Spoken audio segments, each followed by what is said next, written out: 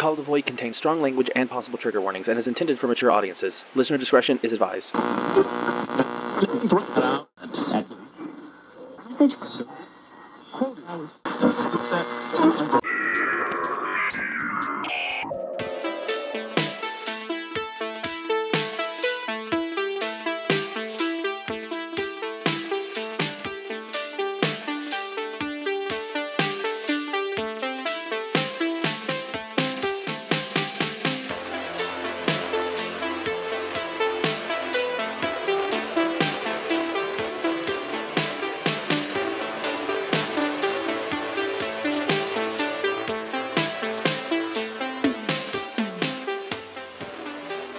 Happy Halloween, everyone. I'm Daekon. I'm Jack. And welcome to Call of the Void, a podcast about all things weird and macabre. Okay, so Jack and I, this past week, went and saw the new Halloween 2018, and whoo boy, heavy spoiler warning. Just in advance, we are going to probably talk about this movie extensively. In detail. So, yeah, if you plan on going to see it...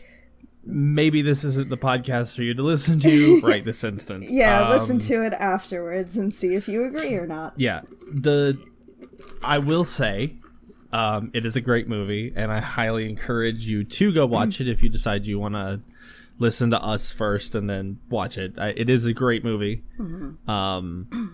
But that being said, spoiler warning aside, holy shit, this movie. I know.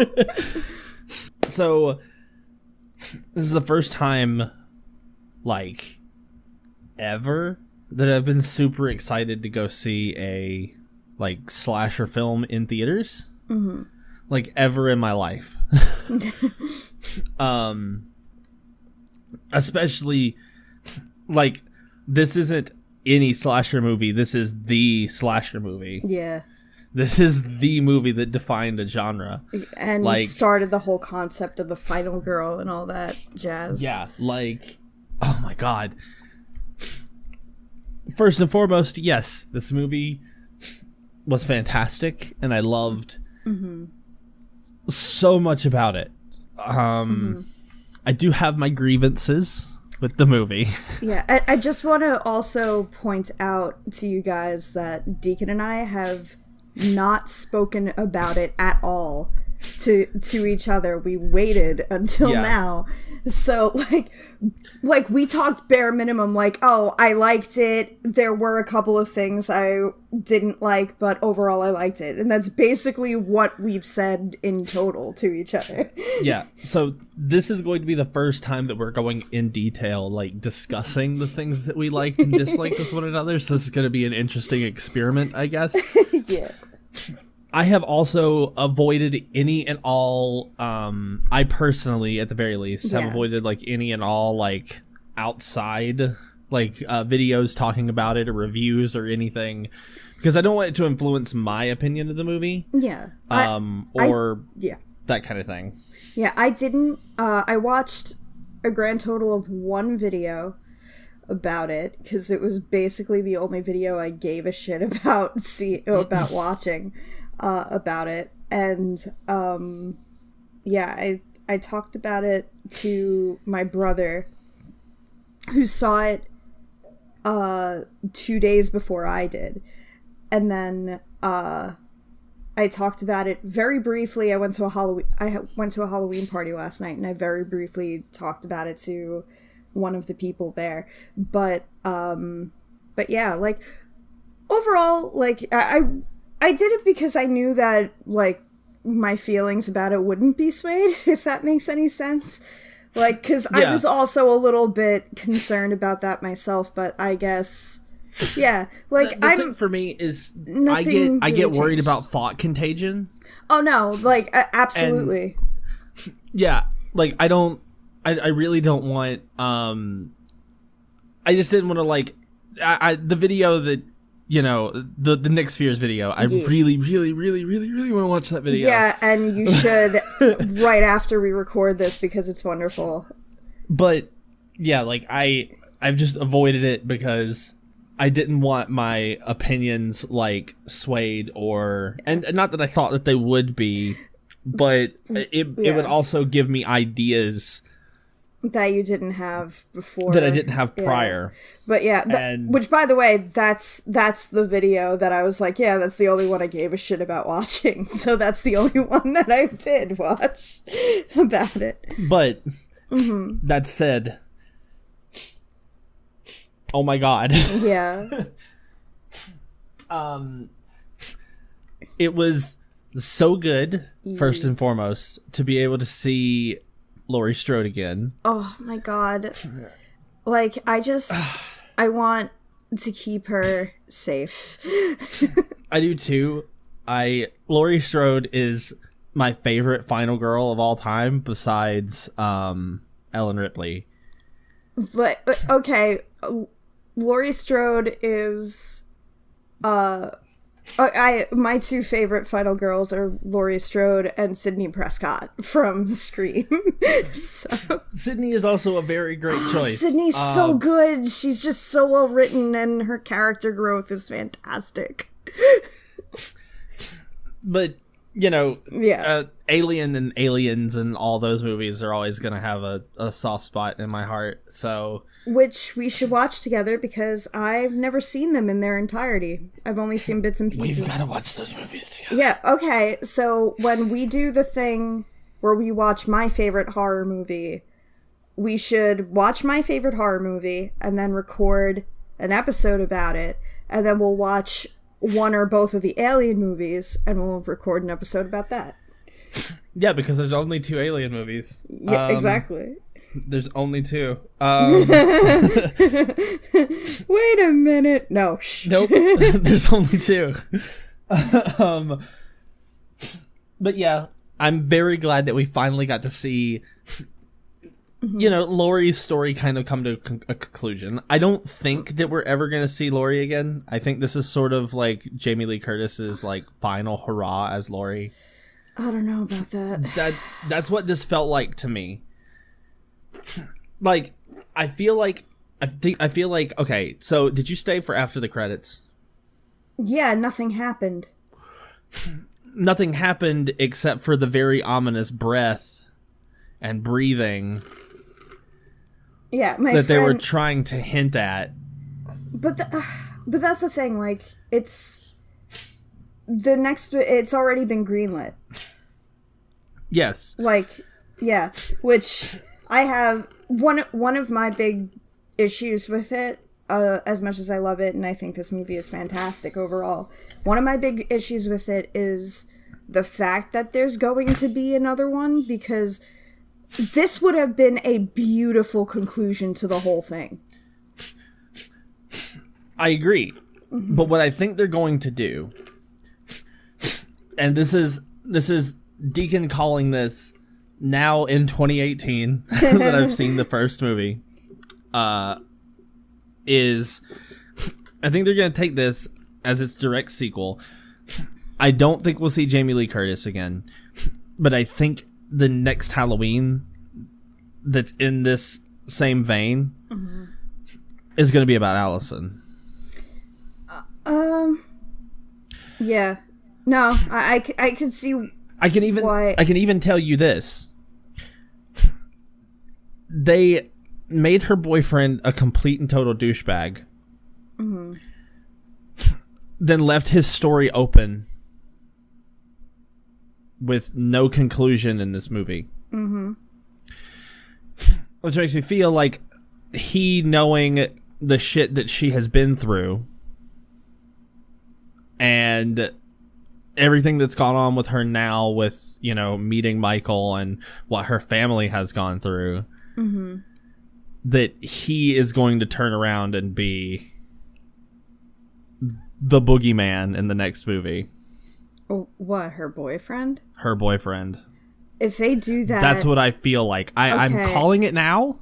I'm going ahead and saying that's my prediction. Okay. Because it's very suspicious that they left his story open and nothing happened to him. Okay, so I'm going to say right now that if that's the direction they take, I will be fucking livid. I won't be super happy about it, but I'm saying, like, that's how I feel that it's gonna go. I don't know. Okay, so here's the thing. Like, there was, like, a very brief red herring moment in this with, before I say this, one of the things, and I know that it's a total throwaway line, but I loved it anyway, when Laurie meets Michael's new doctor, and she just goes, "Oh, you're the new Loomis." Oh my god, yes. I loved that that's how they handled that. And I know that it's stupid because it's so, like, it's such a small, trivial thing. It's a throwaway line. But I love that that's what they said.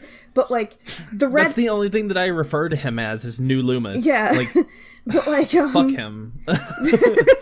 But, like, the red herring moment that I'm talking about is one of the most shocking moments in the whole thing, which was when the cop ran Michael over and wanted to perform the coup de grace, and the doctor refused and killed the cop. And so there's a moment where he puts on the mask, and, like, he was like, "Oh, you know, so that's what it feels like," and everything. And I had a brief moment of, like, I had to remind myself that my brother was like, "Oh man, this was great, this was a good movie," because I feel like he would have been really pissed if it happened. So I had to keep reminding myself during this moment. But, like, excuse me, for a brief second, it seemed like they were going to do that stupid fucking transference thing like they did with Jamie in 4. That, like, oh, you know, like, he has the evil now, and it's the supernatural thing, and, you know, and for a moment, I was like, if they do that, I'm gonna be so pissed. No, see, I'm glad they didn't go that direction. Yeah. But at the end of the movie with the breathing and everything, like, the after credits thing, is very much a nod to, oh, you know, I'm gonna go ahead and say it because whatever. Michael may be dead. I don't think he is, though. But his, like, the boogeyman is not. Yeah, but I mean, like, they made a point to show that Michael wasn't in the room that they trapped him in. Yeah, but at the same time, I don't know. He had already taken a pretty good beating throughout the entirety of this movie. I really don't think that they would have found, or that he would have actually found a way out of this one. Like, I really do feel like Michael is actually definitively dead, because he is just a person. I mean, here's the thing. But at the same time, like, I don't feel like the boogeyman is dead. I really sincerely think that they're going to end up turning around and being like, oh, now there's a new person who is impersonating Michael a la Scream.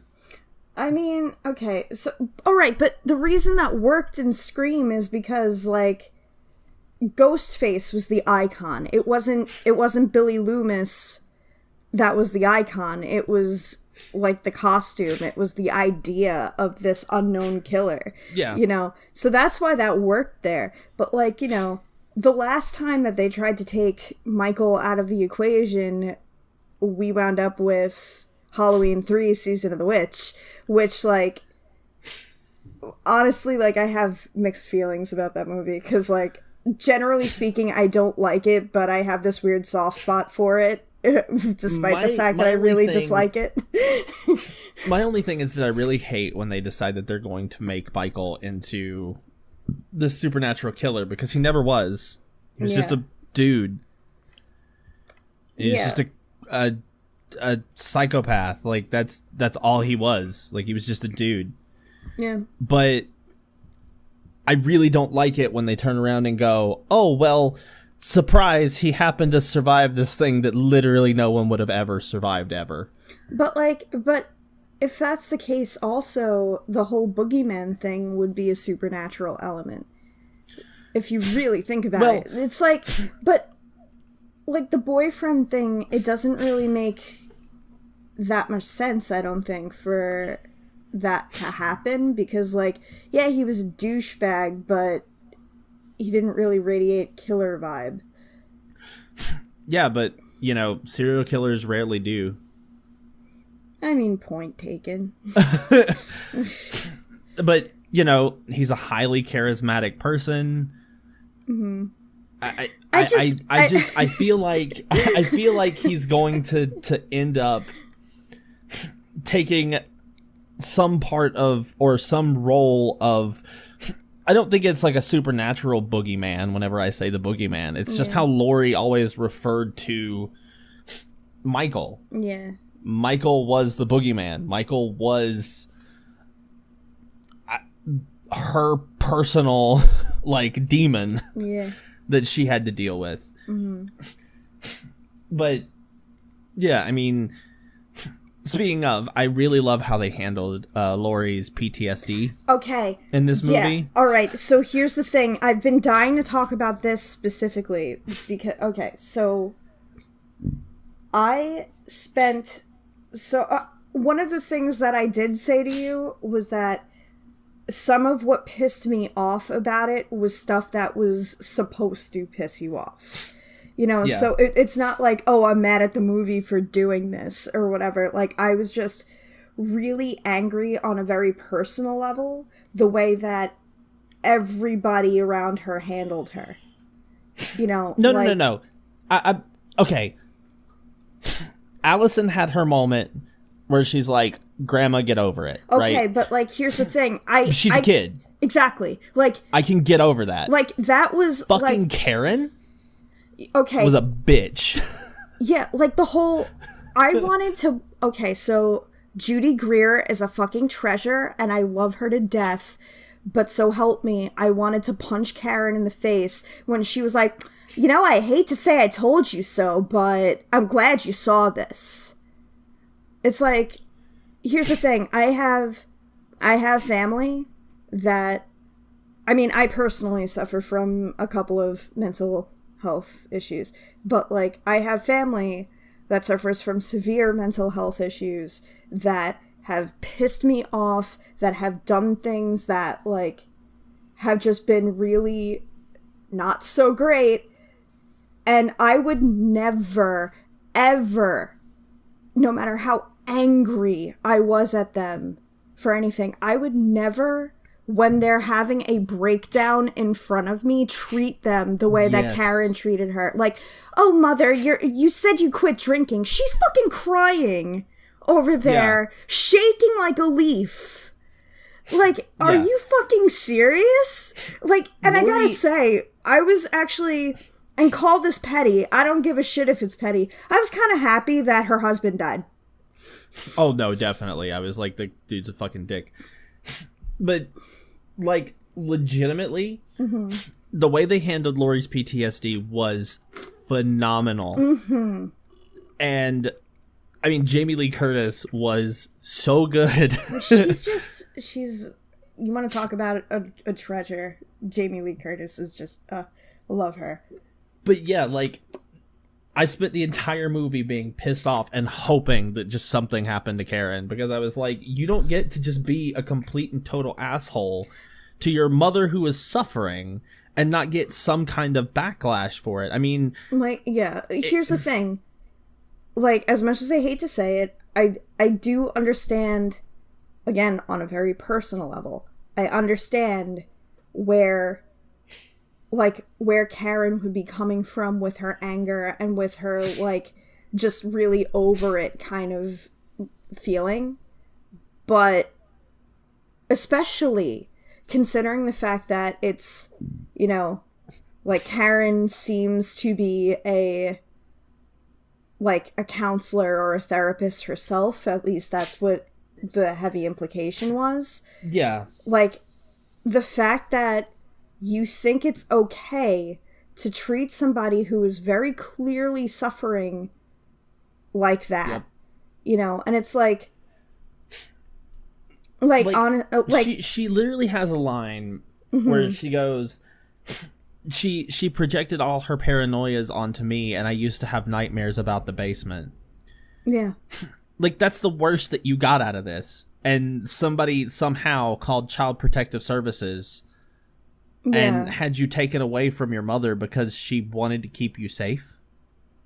Because, I don't know, maybe she fucking understands what this guy can do. The fact that because she's escaped, afraid that sometime down the road that he might just come back again, because of course he will, because he's a predictable fucking killer. Well, that's the thing. Oh, also, very, very quick caveat, like we were talking about, like we didn't want to, or like you said that you didn't want to watch or read anything because you didn't want, you know. So I did read this one theory, and here's the thing. I think it's interesting, despite the fact that I very much do not agree with it.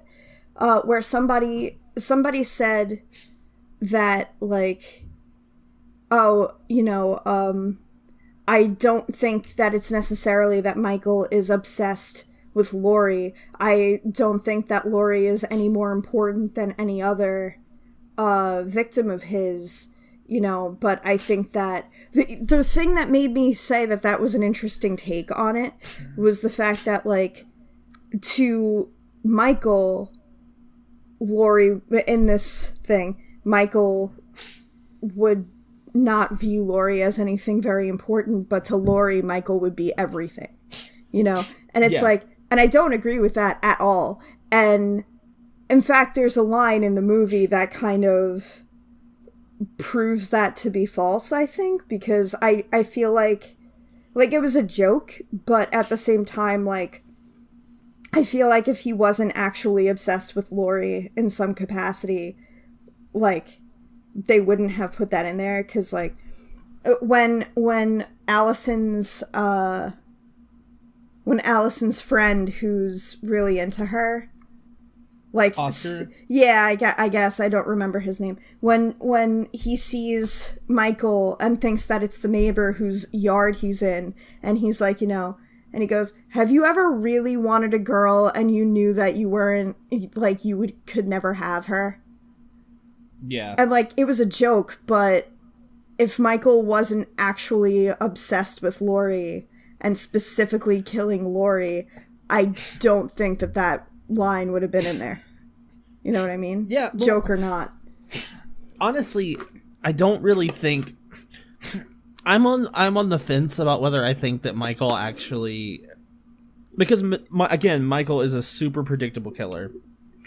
And on top of that, like... But I don't think he has an obsession with Laurie. I think he has an obsession with Haddonfield. Like, it's not... It has nothing to do... Well, you know, I mean, of course, they got rid of whatever reason he would have had to be obsessed with her, though. So, you know, because... Let's just retcon everything again. Which was one of my biggest gripes with this whole movie. Like, I'm fucking done. Well, okay. So, from my standpoint, I really didn't like 2 and the other sequels in between. I really like this one being a direct sequel to the first movie. And happening 40 years later. That was, like, for me, that was one of my favorite things about the movie.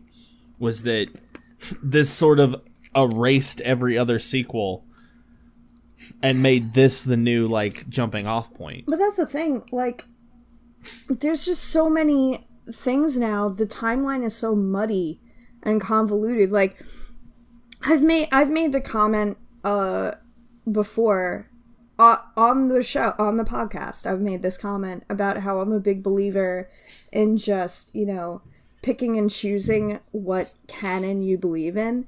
And I feel like no other series really illustrates, like, how that could be a real tool for you to use than the Halloween series. Like, the person I was talking to at the party last night about it, like, he said he hated the movie, and I was like, oh, what about it? Like, what didn't you like? And he was like, well, you know, Halloween's my favorite, and just, like, I know the story inside and out, and I just feel like, and I just looked at him, and I go, yeah, but what story?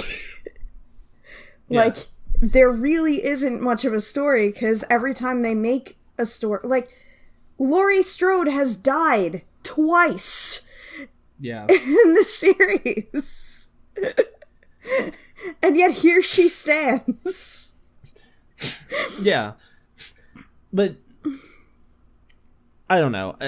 I really like that this one was a direct sequel, and that it kind of wipes the slate clean.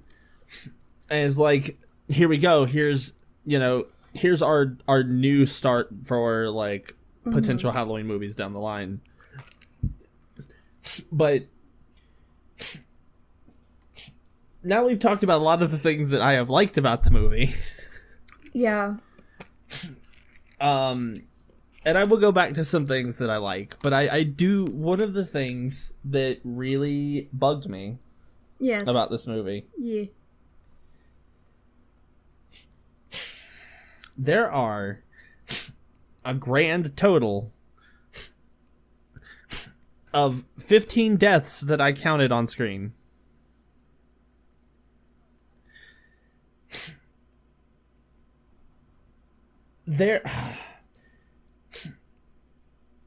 A lot of the deaths that occur are extremely gratuitous and unnecessary.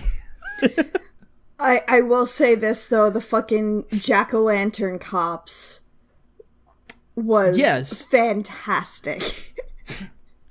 For me, okay, so if a character spends like 0.02 seconds on screen with Michael, yeah, they're more than likely going to die as long as they're not the Strode family. Yeah. Like, as long as it's not the Strode women specifically. Yeah. If anybody spends like 0.02 seconds on screen with Michael, they're dead. Like, that's it. There are so few characters in this movie that Michael actually has legitimate motivation to kill. Yeah, okay, so that was actually one of the things that I wasn't sure how I felt about, to be honest, because, like, alright, so the argument that I guess can be made, and it's the thing that it's the thing that I sort of,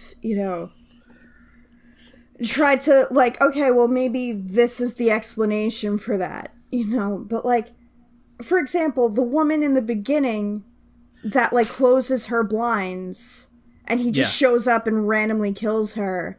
Yep. There's zero reason for that.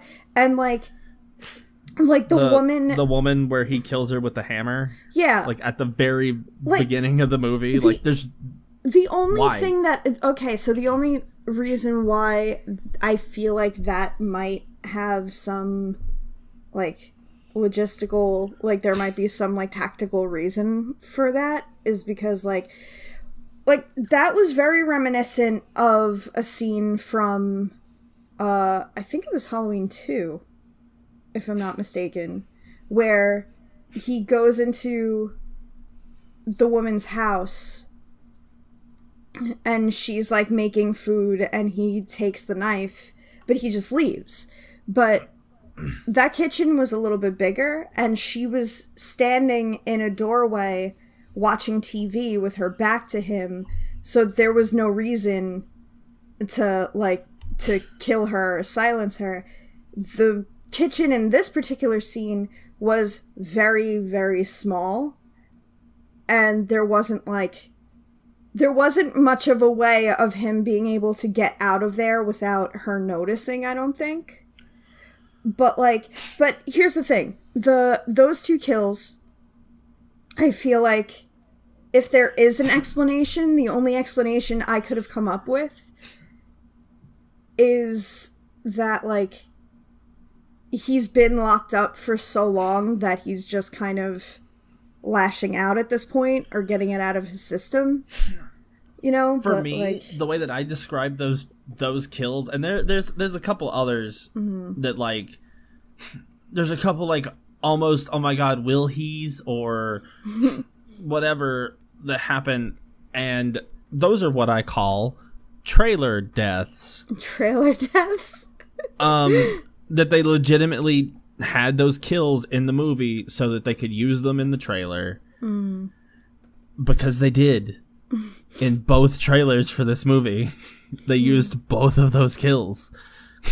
And the oh my god, is he going to kill the lady in the nurse's outfit while the doctor guy goes inside? That was a trailer thing. Like, those were legitimate, like, that's what they felt like. We're gonna do these deaths so that we can use them in the trailer. Yeah. Well, I gotta say, there were two things that happened. And, like, they're not related, but there's a reason my brain is relating the two. So, one of the kills, and I think it's one of the, like, hardest to watch, is when he kills the kid. Oh my god, I was gonna bring that up. It's the first kill of the fucking movie. Here's the thing. That was hard to watch. I fucking hated watching it. But at the same time, I was almost, like, proud of them for not shying away from something like that. But, but because of that, and I don't know if this was intentional for later or whatever the case may be, but because of that, the woman that he kills in the kitchen, as he's leaving, you hear a baby crying. And he walks into the room where the baby is, and my stomach turned, and I was like, oh god, don't make me watch this. Like, I don't want to see this. And he just walks away. He leaves the baby.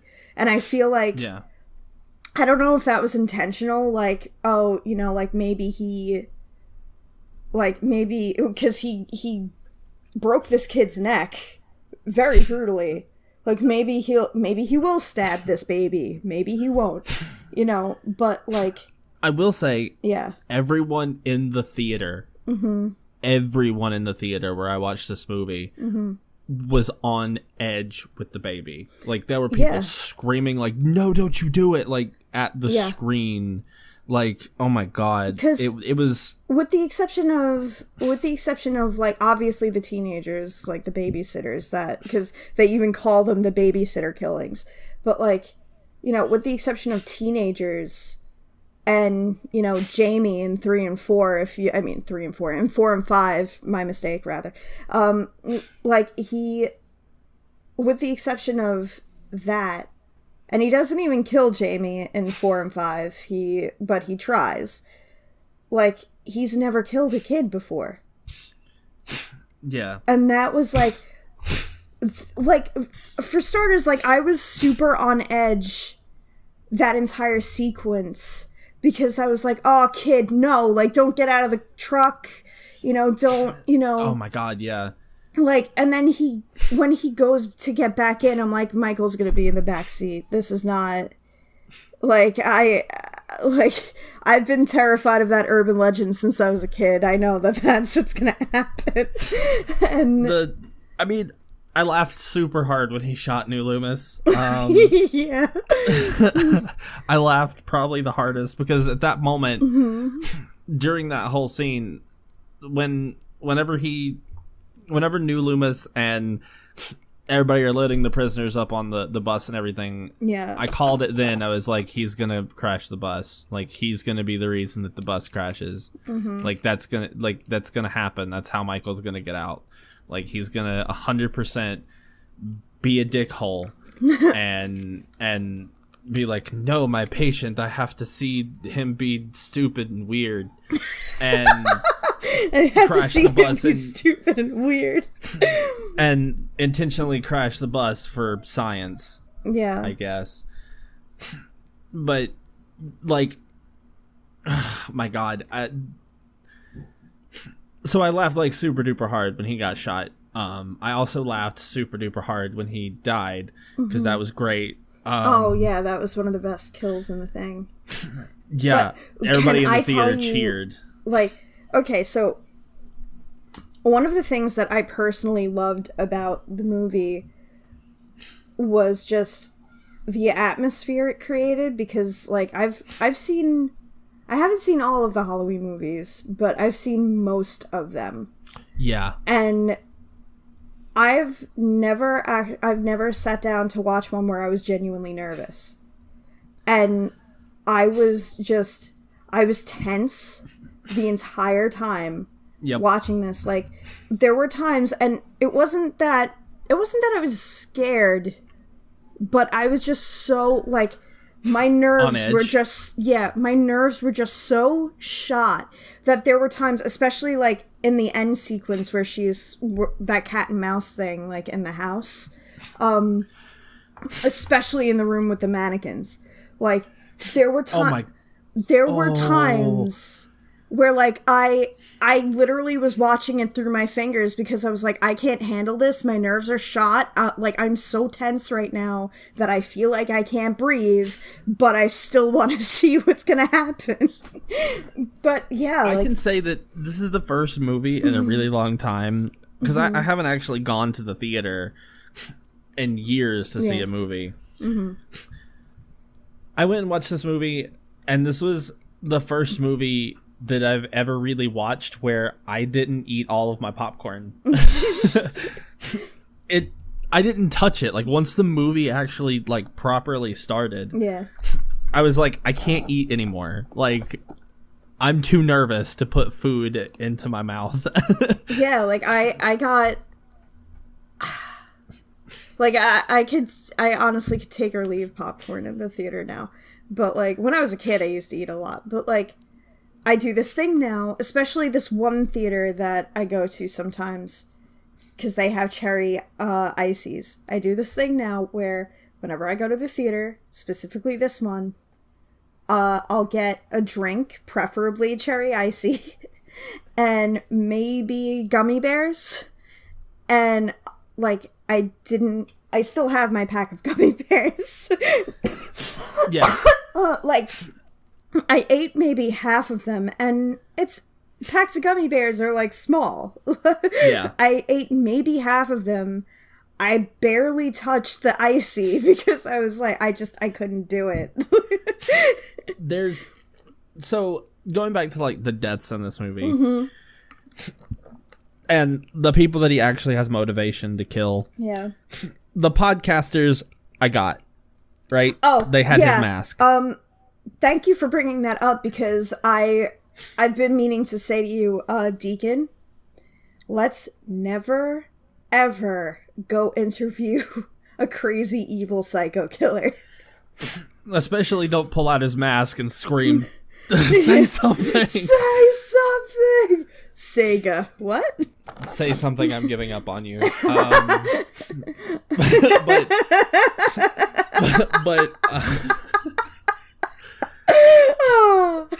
But no, for real, like, as soon as I got home from seeing this movie, I legitimately texted Jack and I was like, I'm not going to spoil anything about this movie, but there are 2 new characters and they're podcasters. And it's real great. Like, the second you said that, I'm like, they totally die. Like, I didn't even know. Like, I was just like, yeah, that's definitely a thing. I get why they had to die, right? They had his mask. He's trying to get his mask. Which... How he found them... That whole... I have no idea. Yeah, I mean... But that whole sequence was kind of brilliant, because, like, when she goes inside to ask about where the bathroom is, there's a shot of the guy behind the counter, like, talking to her, and in the background you see, I mean, he's blurred out and everything, but you see Michael beating a mechanic to death. Yeah, you see that he strips him of his clothes and gets that. Then he kills the other receptionist and rips his jaw out, and then, like, gives her his teeth. Like, no thanks, I do not want any.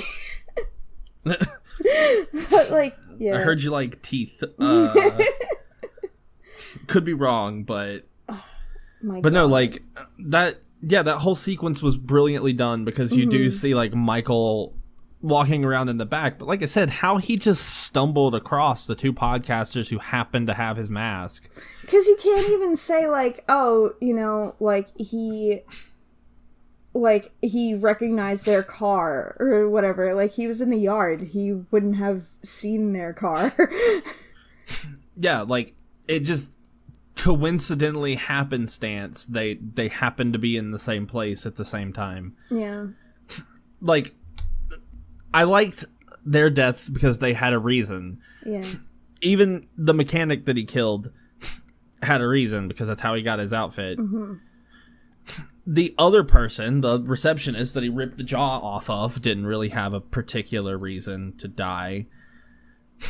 Yes, he did. He was the guy that died to prove the situation was serious. I mean, I guess.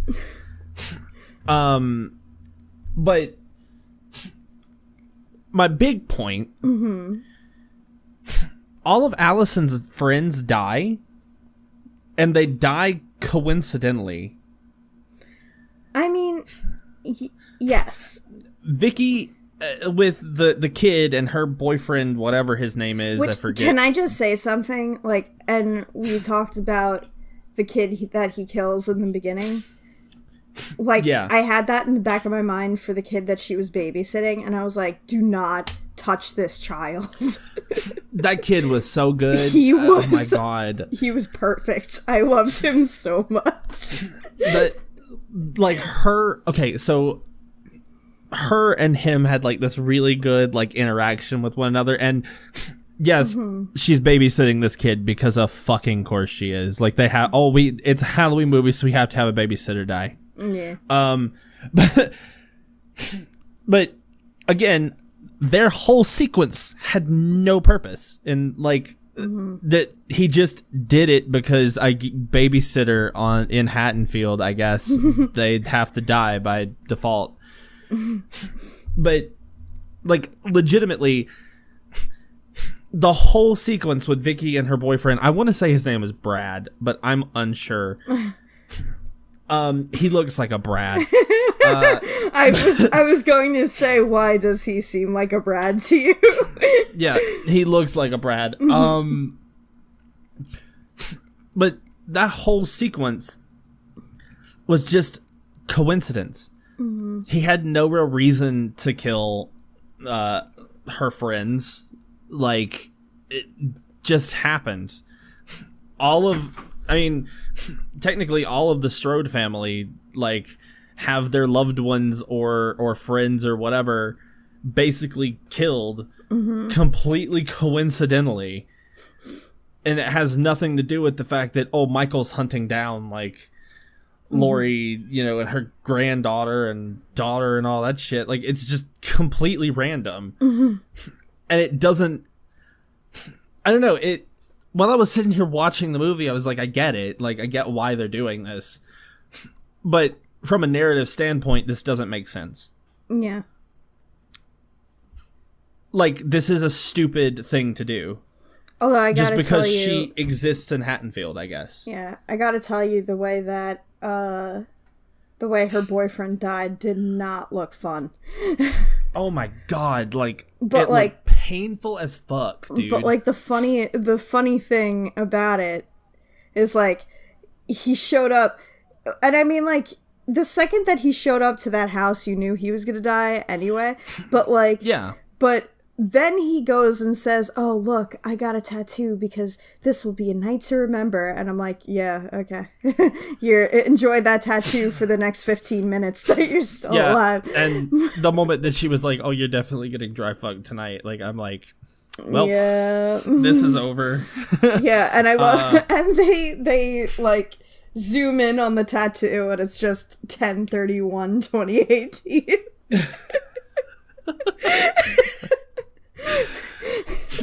Also, can we talk about for a second how every single person in Haddonfield has comically large knives? Like,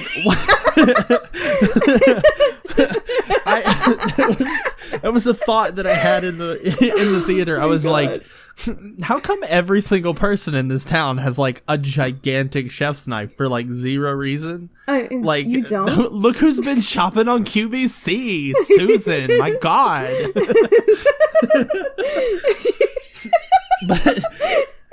But seriously, like every single person has like this comically large knife. You don't? No. I've got several. But I was like, really, like, oh but, my like, God. I don't think it's, okay, so I don't think it's that, I don't think it's so much that they each have, like, comically large knives, because, like I just said, I have several kind of large knives, but, like... No. Don't get me wrong. I have large knives like that. They're the same shape or whatever, but they're not that huge. But here's the thing. I think that more to the point, like you just said, like, oh, it's the same shape. All of these knives were basically identical. And the one that gets used to kill Brad or whatever his name was the largest of them all. Yeah. Like, that knife is like, there's no reason to have that in your kitchen. Like, there's just none. Like, when she was washing it and she put it in the dish drainer, I was like, why is this knife so large? What is this knife's purpose in life? Like, why does it need... Who needs this? Michael, I guess. But, my favorite part was the whole, like, the interaction between her and the kid, and then, like... He comes running down the stairs and he's like, if you go up there, you're gonna die. And he like bolts out of the house. Oh my God. When he was like, send Brad up. I was like, yeah, girl. Oh my God, send Brad. Listen to that child. But it's on top of that, just like it broke my heart that she was gonna die, because I was like, oh man, I love these two. Like, I love their interaction. Yeah, when she was like screaming for help or whatever, and he dragged her back in and killed her and all that stuff, I was really, really upset. Yeah. I was like, no, like she was a really good character. When Frank showed up to the house and she's like under the sheet, I was like, that's really good. Yeah. Can we talk about for a moment? Yeah. Cinematic parallels. Okay. Because holy shit, did I enjoy the scene where like Allison is sitting in school and she looks out the window and Laurie's standing there. Yes. Or when Michael throws Laurie off the balcony, that was my and she hits the ground and he turns around and looks back and she's gone, and I was like, oh, it's like the first movie. Like I had a moment, I had a like a Loki moment where like in my brain, I'm screaming, that's how that feels! Like, when that happened, I was like, oh my God, that's so brilliant. They did so good. The whole, like, him looking in the mirror thing, and her down, like, on the ground level and looking up into the house that Vicky was in and seeing him reflected in the mirror was really good. Like, oh my God, there were so many cinematic parallels to the first movie. I was like, but, I mean, there were a ton of nods to the entire series. Like, yeah. Okay, so like, excuse me. So I brought up Season of the Witch before, and like, it was this weird thing because like on like a subconscious level, I totally recognized the masks when I saw them, but I didn't put two and two together until in the credits it was like, you know, masks from Halloween 3 Season of the Witch provided by whatever.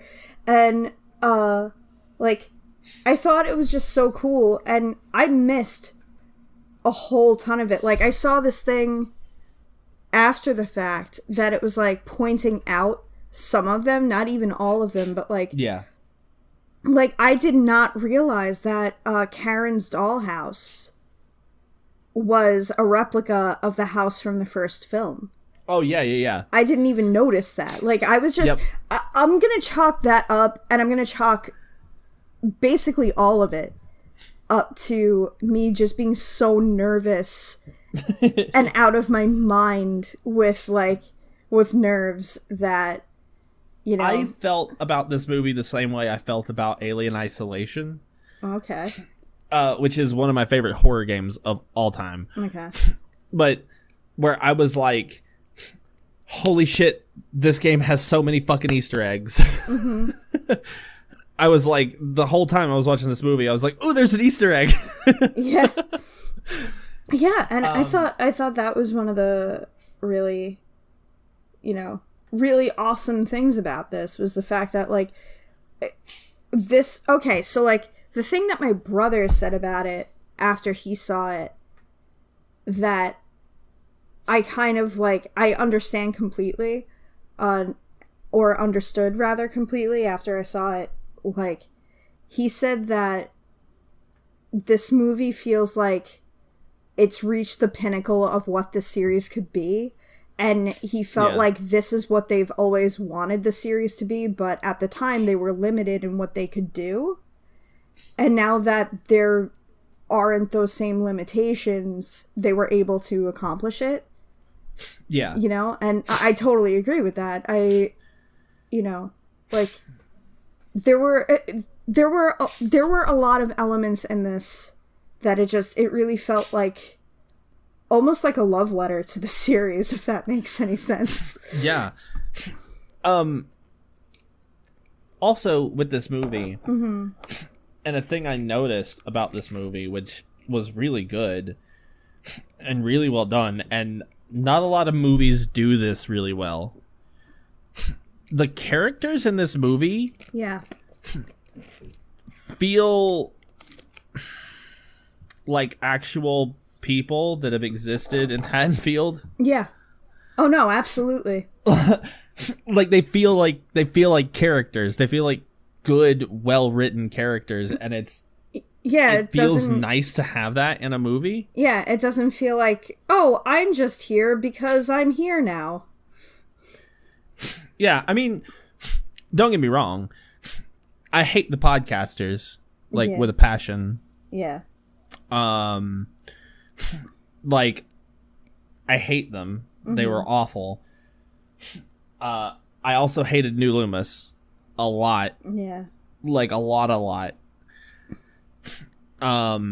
He was like Bizarro Loomis. Dude,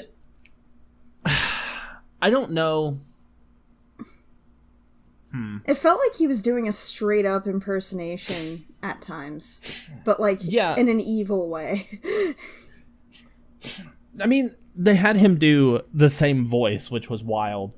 And was a really dumb choice because it's like, oh, he's literally New Loomis. I gotta say though, like, one of the same time, like, one of the worst scenes for my nerves was when he puts Michael in the back seat with Allison. Yeah. Like, that entire time, like, I just had this moment of, I don't know if I can survive this movie. Because I'm like, she's got to get away, right? Like, they're not going to throw this curveball at me, right? But here's the thing about Allison. Michael didn't really care about her.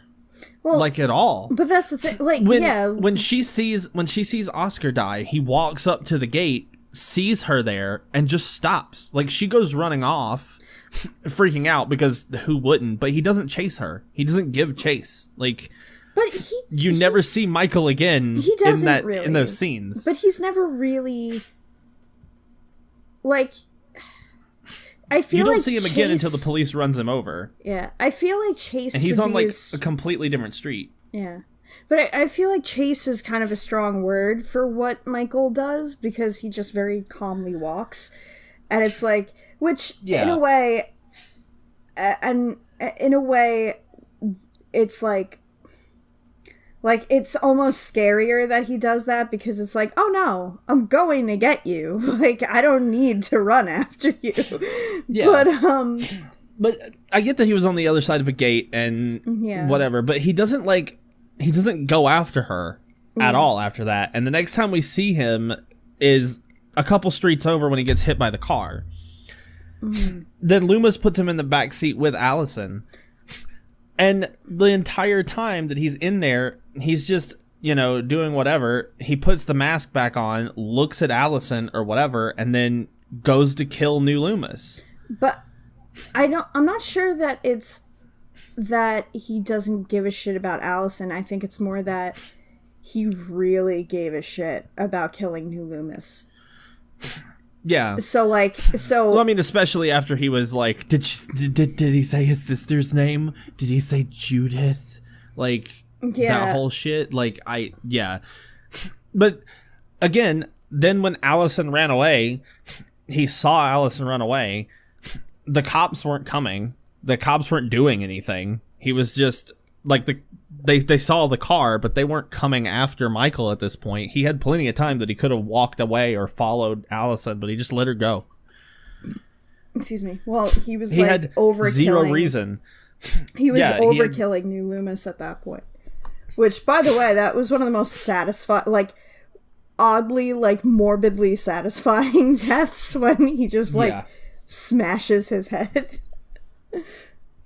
But, yeah, he never really goes after Allison, which is super ironic that she's technically the reason that he dies. Mm-hmm. Because, I don't know, it was just... He just never really seemed to super care about, going after Allison for any reason. Mm-hmm. I will say with Allison, though, one of my favorite scenes in the entire movie, and I busted out laughing, was her, when she goes into the shooting range and has, an LSD nightmare. Mm-hmm. They show her eyes, flipping back and forth and seeing all the mannequins everywhere, and then she just screams. And I was like, what? What is happening? Automatonophobia is very real. What is this scene accomplishing? No, yeah, I totally get that. I don't know if you've ever seen the movie The Snowman. I have not. Okay. I will figure out how, I don't care if I have to, personally rent it for you.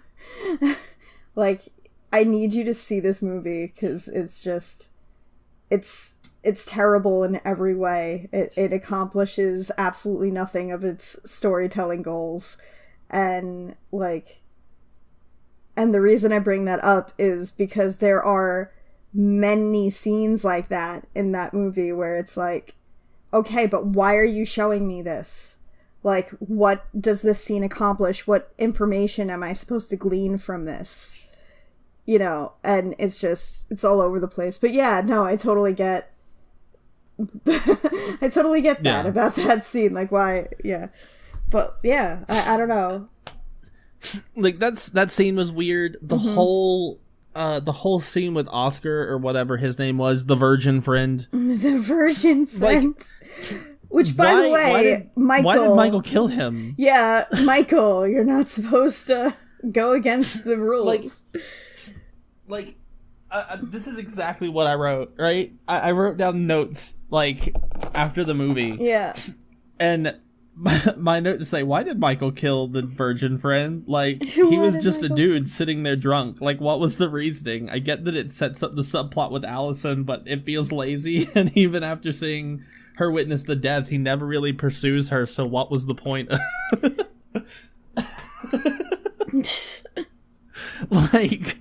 It just felt really disjointed. Oh, yeah. And I was like, why? Why though?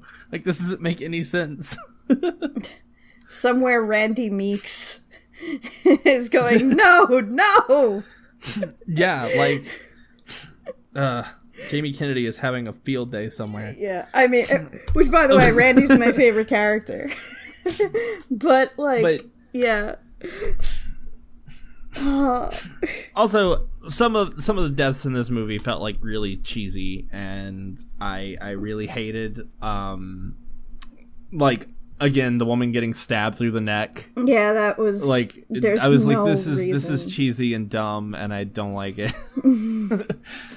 Like, but that's the thing, like, well, I made the joke about, like, oh no, like, he's the one that dies to prove the situation is serious earlier, but, like, that one, you can kind of see maybe why he would kill that person. That woman, like, there was really no reason for it. She is a woman who lives in Haddonfield, and therefore she must die. Mm-hmm.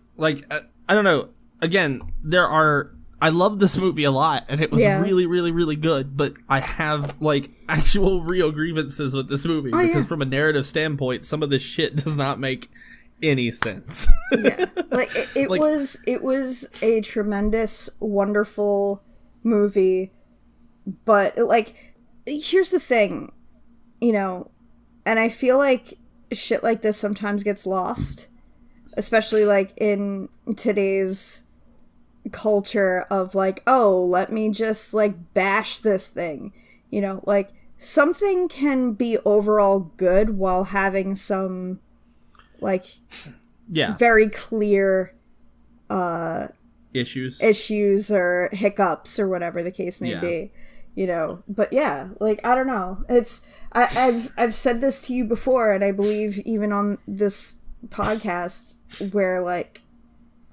the thing that I want in a horror movie is, like, I want to have a complex. I want to feel nervous. Like, I want to actually feel like... Yeah.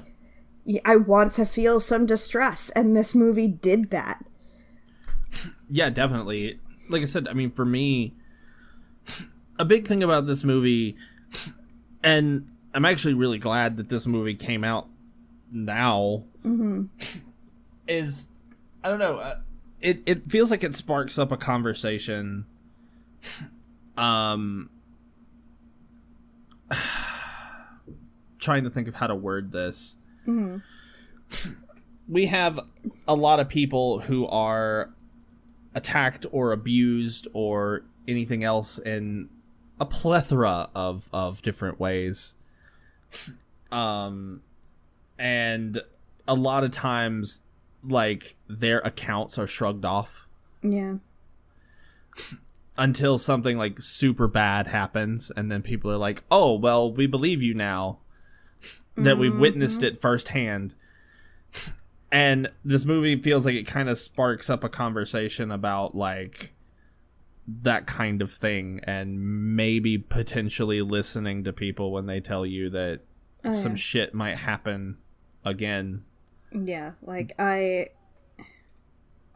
know that I've been, like, personally, I can relate, like, on a couple of levels, but, like, this is another one of those things. Like, I've had a lot of my life experiences just shrugged off, or, you know, oh, it couldn't have been that bad, or whatever the case may be. And, like, I've always loved Laurie Strode, but there were so many times, like, during this movie that, like, genuinely I had chills, and I was just like, yeah, like, you go, Laurie. Like, I just felt so... Yeah, you know, I mean, legitimately, there were a couple times, like, when Karen was being a complete and total bitch to Laurie, or when she was crying in the restaurant and freaking out, and everybody's just, like, shrugging her off, or hell, when she was in the car and she was, you know, drinking, and she was like, I saw Michael, I saw his shape, I know I saw him, or whatever, and she, like, screams, like, I was there were points where I was, like, legitimately, like, tearing up because I felt so fucking bad for her. Absolutely. And I was like, this family is a dumpster fire. Yeah. And I hate them a lot. Yeah, like, one of the things, just because I've also experienced this, one of the things that really angered me about Karen was that, like, Allison wanted to have a relationship with Laurie, and Karen sabotaged that every chance she got because of her own experiences. Oh no, that whole, like, I talked to her. She has some stuff to do. She won't be there. That's some like gaslighting shit that my parents have done to me.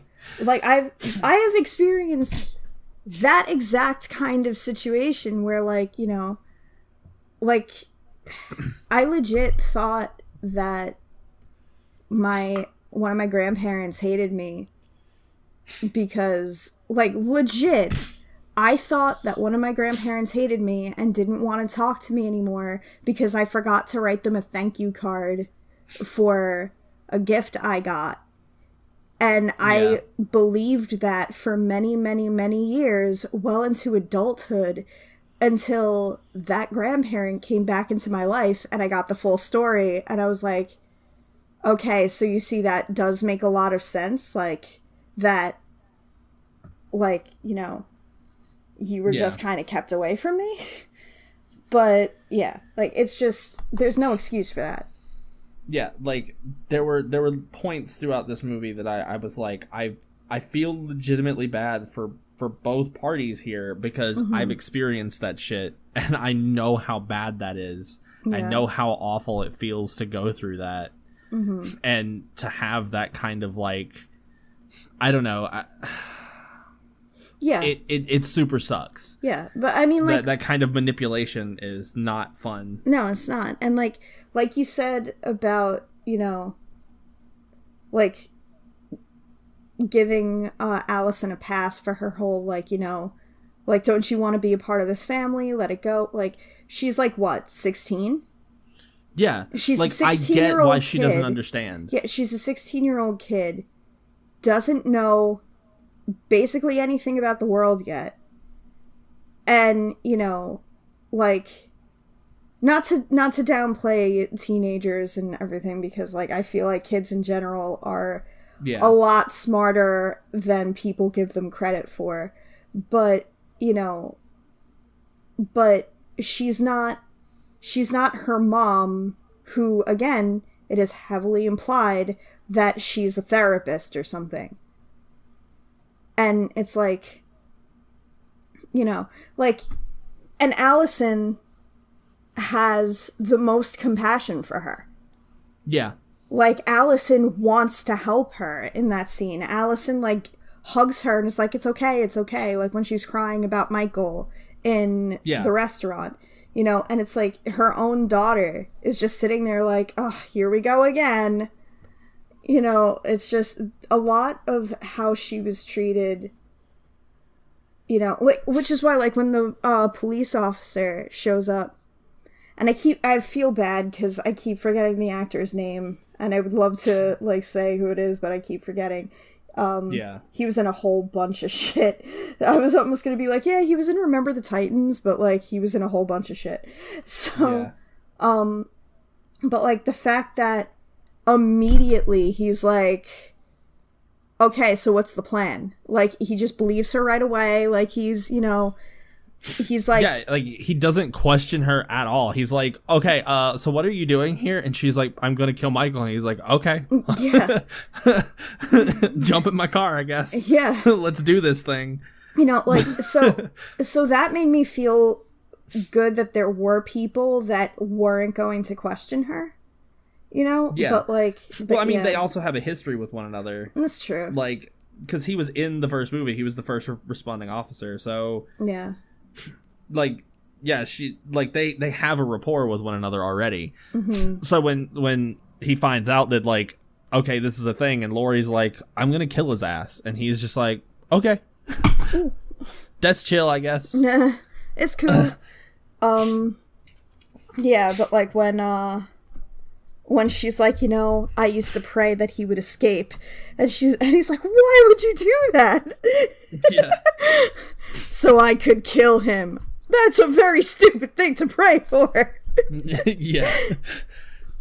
Like, I don't know, like, I just...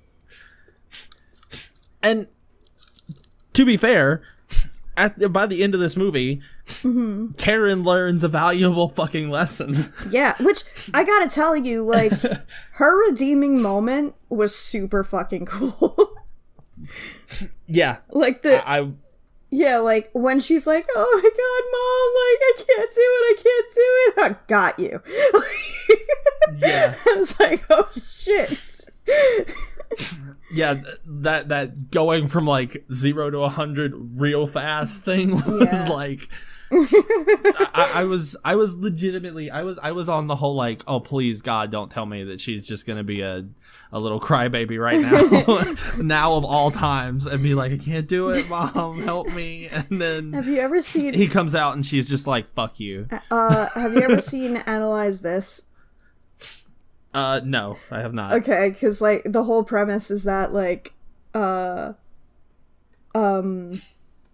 Robert De Niro's character is this high level, I think he's a mob boss, but he's suffering from like really bad anxiety, and he starts going to Billy Crystal's character for therapy on the down low, and there's this part where like they're involved in a shootout, but he has this breakthrough moment and he's sobbing uncontrollably.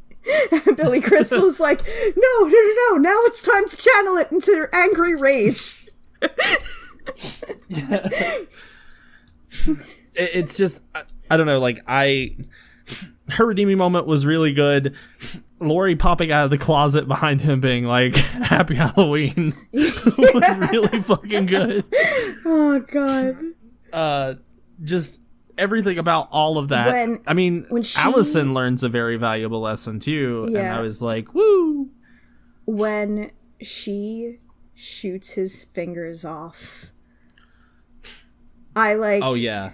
It felt like watching your child succeed at something.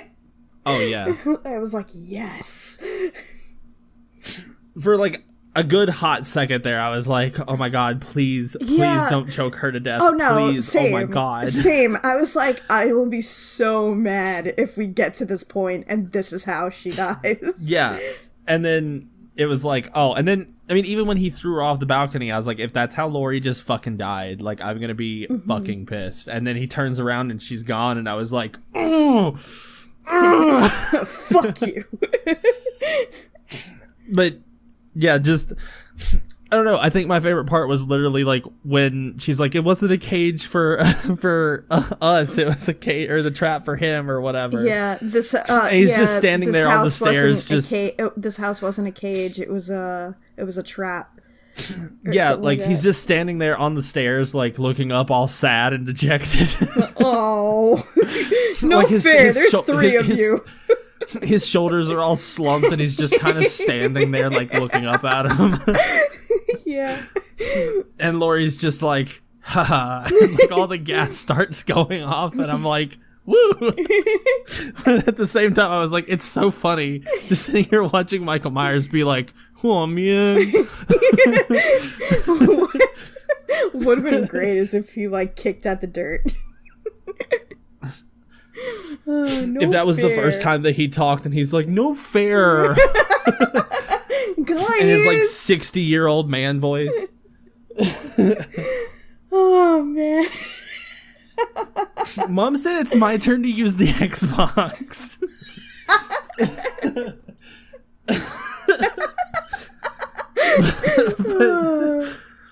but no, like no, like all in all, like I adored this movie. Yes.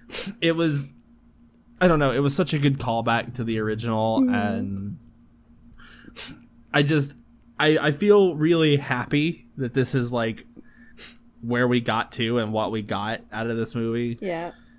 Like I'm so excited. Yeah. I can't wait to see more and see what they do. And I would love to see more of Laurie. Part of me feels like this is Jamie Lee Curtis's like last thing as Laurie. I feel like they did a really good job of setting Allison up as like a new Laurie. Yeah, especially, well, they drew parallels between them the entire movie. Like the whole like, you're in the honor society. I was in the honor society. Like the fact that the only person in the family that sympathizes with her at all is Allison. And then, at the end when they're driving away, the very last thing that they show is that Allison is still clutching the knife that she used to cut Michael. So it's one of those things where it's like, I don't know, she is the one who like got the final thing on Michael, and it just feels like they set her up to be like the new final girl who is going to be in all the other Halloween movies from here on in. I don't really know if we're going to see too much more of Karen or if we're going to see Laurie again. I think the next movies will probably focus a lot more on Allison, which I can like, I have no problem with that. I think that would honestly probably be a good idea. But like, which is why I threw out the idea and the prediction that it might actually end up being her boyfriend, because again, like, if it's focusing more on her, every single one of her other friends died completely coincidentally. He's the only one who has no closure. Yeah. Like, because he cheated on some other girl for like no reason. I feel like a year from now, or like whenever the next one comes out, I'm either going to be sitting here, like, angry that you were right about that, or just like, so that didn't happen. Yeah, like, again, I'm just saying, like, it just feels like, it feels like there's going to be some kind of something that has to do with her boyfriend, because he's a character with no closure. Well, here's the thing. The only thing that I can think of that really lends credence to what you were saying is that they made comments about how, oh, you know, his family and like they're crazy and like and stuff like that. So I don't know. Yeah. Maybe. I mean, I wouldn't be too happy, but maybe. The thing at the end of the day was with his character, we met him twice before they set up the thing with him cheating, right? Mm-hmm. So we didn't really know this character all that well before they're like, oh, he was cheating on Allison the whole time, because of fucking course he was. He's a douchebag teenager in high school. But we don't really see too much that has to do with him. And then all of a sudden they throw this curveball out of nowhere and he gets pissed off at her and throws her phone in whatever that gunk was. Pudding. Orange goo. Primordial ooze. Primordial ooze. And she's just like, okay, and she storms out, and then we never see anything about his character anymore. He doesn't die, nothing happens. Like, he's just pissed off that Allison left him. So I feel like a logical thing is that he's gonna stew in his shit and get really pissed off and come up with this plot to be like, oh, I'm gonna get back at her. Not even that he might not actually be a killer, but like try to prank her and spark some shit or something. Like, I feel like there's gonna be some kind of something that has to do with him in any sequel to this movie, because he's an open character that didn't actively die in this one. Yeah. So we'll have to see. Yeah. I mean, there are some people who are, you know, crazy abusive, and, you know, whenever somebody breaks up with them or leaves them, they go on like a murderous rampage. Like, that's a thing that actually happens IRL. I gotta tell you, like, as you were saying that, I was gonna say if the next one wants to continue with the whole, like, realm of possibilities thing, or like tackling shit like they did with Laurie's PTSD, like, that might be a thing that they do. Or like, or they could do a thing that would be like really gross and I would hate it, where, like, you know, the entire time he's still a total douchebag, and he's like, you know, like, I'm like, blah, blah, blah, like, it wasn't really that big a deal, but I'm sorry for throwing your phone away, blah, blah, blah. And then at the end, he redeems himself by saving her, or some bullshit. Oh, you mean pull a Stranger Things. But Steve Harrington is still a trash human being. I don't care how cool he was to Dustin. Anyway, I think he changed. He did change, but that one redeeming thing that you do doesn't make up for all the things that you've done in the past.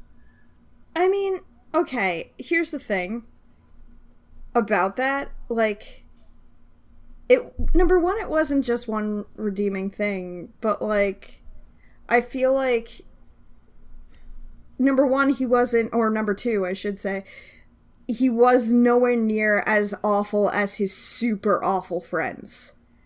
And oh yeah, definitely. Number two, like, or number three, can't count numbers. Fuck them. He like I feel like if somebody really wants to redeem themselves and wants to be better and actually takes steps to be better, then okay. And I feel like he did that. He didn't do that until like the very end of season 2 though, because still in season 2 is when he and her like really broke up and she went after Jonathan. Like it wasn't until like the end of the season when he was like, "Oh, I'm going to babysit these kids," and you know, whatever. Like whenever he started actually redeeming himself and being a more decent person. But his actual like big breakup with I forget her name. Holy shit, Nancy. Yeah, his whole breakup with her happened in season 2. Yeah, but so, like it kind of showed that he was a different person from the beginning. Yeah, but he still got like really pissed off and you know, and whenever she was like, "I don't know, you know, if this is a thing that'll work between us, and I don't know how I feel about you," and then he got like real pissed off. Like that's a legit thing. She's a high schooler. Like it's okay. But anyway, yeah. Back to Halloween. I legitimately feel like, you know, there are legit people out there who get into situations where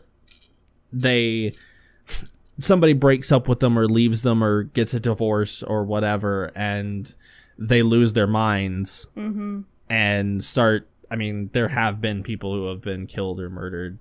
Or killed or maimed, murder, death, because kill. Of, yeah, but yeah, like killed or maimed, because of, you know, an abusive person who doesn't want to let go. Yep. And I feel like that is a realm of possibility for another Halloween movie.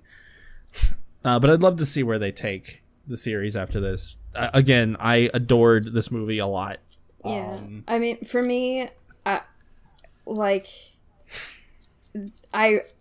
I'm going to say that I'll wait and see like what the premise that they pitch in the trailers is for the next one, but to be honest, I'm not sure I want to see it. Like I said earlier, I feel like this would have been a beautiful ending to the entire thing, and oh yeah, this is wonderful conclusion. Like a lot of like really good closure. Yeah, and I'm not sure I really.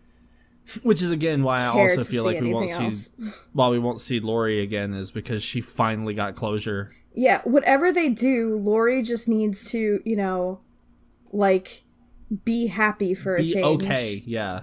Like, I don't want any of that, like, any of that bullshit of, like, we open up at her funeral after she, like, did the like, I don't want any of that. Let Laurie live her damn life now. Yeah. She's had to live in the shadow of this shit for, like, 40 years. Like, let her live, please. Yeah, seriously. I'll be so pissed. But that said... Yeah. I think that's really all the time we have for this one. We went a little bit longer than normal. But just a tad. Yeah, just a little bit. Before we go, we wanted to go ahead and thank Gideon and Bat for hosting our podcast on their wonderful, wonderful website. Yes, very much so. They are wonderful human beings, and you can find them at twitch.tv/fierceferrets or at the fierceferrets.com, their website. We wanted to also say that we are also in 2 other podcasts if you're interested at all. We appear in Drunk Fandom, which is another Fierce Ferrets project, and Last Light, where I play a wonderful, beautiful bug boy. And I play an android named Reese. I almost said an android named Mystic. An android named Reese who is a mystic.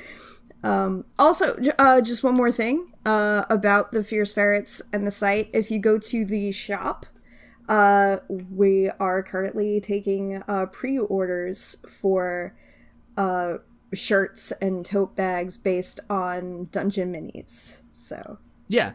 Their Kickstarter was funded successfully, and they are currently taking pre-orders and things for their merchandise, and there will be more coming soon.